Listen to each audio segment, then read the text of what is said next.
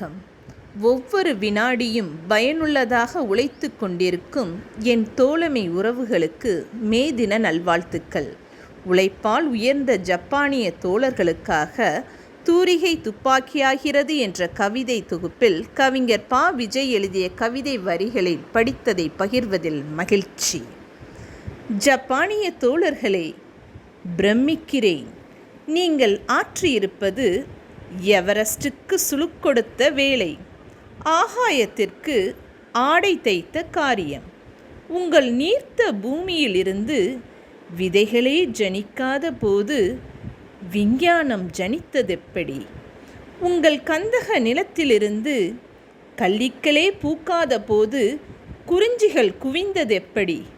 உங்கள் தேசத்திலுள்ள சிறு மாணவர்கள் கூட கணிப்பொறிகளை இயக்குகிறார்களாமே. இப்போதெல்லாம் உலக சந்தையில் உங்கள் முத்திரை இருந்தால் தருப்பைகளை வாங்கக்கூட தங்கப்பைகள் குவிகிறதாம். இது ஊசியை வைத்துக்கொண்டு இமயத்தை நம்பிய சாதனை அல்லவா? இது புற்களை பிரயோகித்து வேர்களை அசைத்திருக்கும் வெற்றி அல்லவா?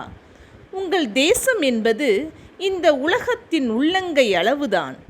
ஆனால் உலகம் வந்து உங்கள் உள்ளங்கையில் உட்கார்ந்து கொண்டதே. உங்கள் வெளிச்சத்தை நோக்க சூரியனுக்கும் இப்போது கண் கூசுகிறது.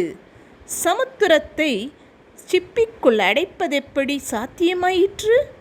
சூரியனை தீப்பெட்டிக்குள் எங்கனம் திணிக்க முடிந்தது என் ஜப்பானிய தோழர்களே என்று கவிஞர் பா. விஜய் எழுதிய வரிகளுக்கு நன்றி.